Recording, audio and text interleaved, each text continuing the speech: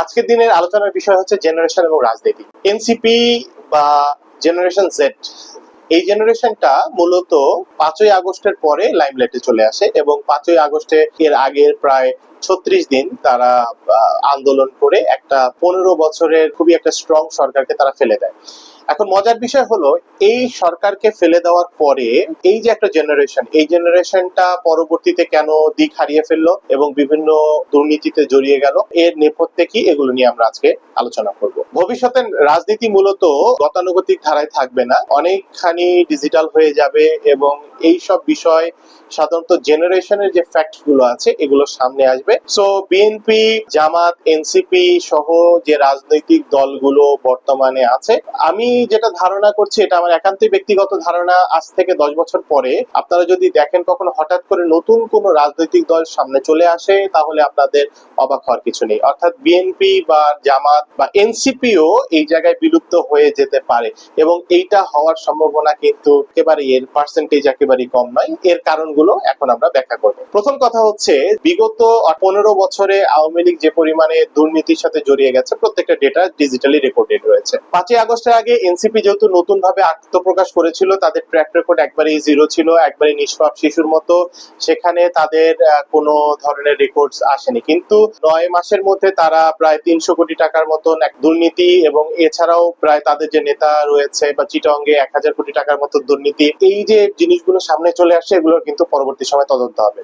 Second যে ব্যাপার হচ্ছে যে তারা এত দ্রুত রাজনৈতিক ফান্ড গুলো কোথা থেকে কালেকশন করলো, যেমন এর মধ্যে বসুন্ধরা গ্রুপ থেকে শুরু করে অন্যান্য যেসব ব্যক্তি রয়েছে যারা তাদেরকে ফান্ডিং দিয়েছে, যেমন স্মার্ট টেকনোলজি, এসালমের যে জায়গাটা আছে সেখান থেকে তারা ফান্ড কালেক্ট করেছে। আর এই যে ফান্ড গুলো সাধারণত কিছুটা, এটা ওপেন সিক্রেট আর কি, যে তারা যে ফান্ড গুলো কালেক্ট করেছে তারা কিভাবে পেয়েছে এবং তারা কিন্তু বিভিন্ন জায়গায়, অর্থাৎ তরুণরা কিন্তু একটু এক্ষেত্রে চতুরতার সুযোগ নিয়েছে। তারা হচ্ছে বাইন্যান্স, তারপর অন্যান্য জায়গায় যেখানে ডিজিটাল কারেন্সি রাখে, এই জায়গাগুলোতে তারা টাকা রাখার চেষ্টা করেছে। ল্যান্ড বা অন্যান্য, যেমন সাধারণত অন্যান্য রাজনৈতিক দলের নেতারা যেটা করে যে বিদেশে টাকা পাচার করে, এক্ষেত্রে তো এনসিপিও কিন্তু এই জিনিসগুলোতে জড়িয়ে গেছে। 5ই আগস্টের পরে তারা নিষ্পাপ শিশু ছিল, কিন্তু এখন তাদের এই শিশু সুলভ আচরণ নেই, তারাও কিন্তু দুর্নীতিতে পরিপূর্ণ, অর্থাৎ সবাই কিন্তু একই মোটামুটি একটা লেভেলে এসে গেছে। এখন এটার কারণ কি হচ্ছে, দেখেন, জেনারেশন বুমার্স যারা আছে এদের একটা ক্যারেক্টারিস্টিক্স হচ্ছে এরা আসলে আত্মকেন্দ্রিক হয়ে থাকে। আত্মকেন্দ্রিক মানে হচ্ছে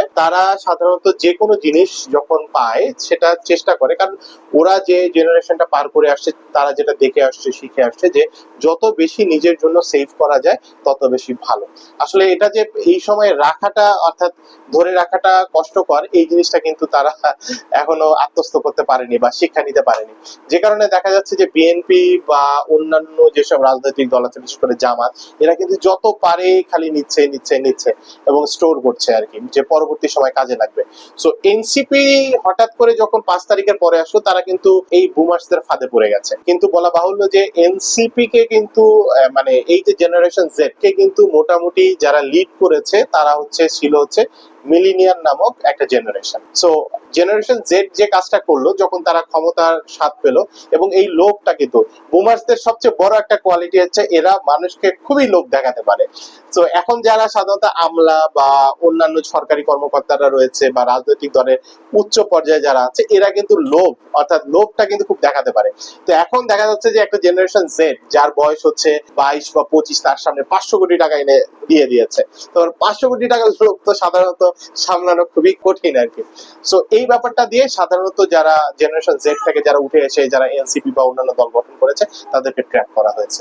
সো এই ট্র্যাপটা করার পরে যেটা হবে আর কি, যে এরা হয়তো আবার সাময়িক ব্যাকফুটে চলে যাবে, কিন্তু এর মধ্যে কিন্তু আরো কিছু যারা আসলে সৎ বা প্রোগ্রেসিভ যারা আছে, তারা কিন্তু ব্যাপারটা বুঝতে পারছে। যেমন উমামার কথা বলি, এ কিন্তু সরে গেছে, এনসিপি বা এই জায়গা থেকে সরে গেছে। অবশ্যই সে অনেক দূরদর্শী, কারণ এনসিপি দেখা যাচ্ছে যে পরবর্তী সময়ে, অর্থাৎ বিএনপি ছাড় দিবে এই দুর্নীতিগুলোকে অবশ্যই ছাড় দিবে, কিন্তু এর পরবর্তীতে সোশ্যাল মিডিয়ার যুগ, এখানে ডিজিটালাইজেশনের যুগ, এই দুর্নীতিগুলো কিন্তু তখন ছাড় দিবে, বাট তাদেরকে কিন্তু প্রোটেক্ট করবে না।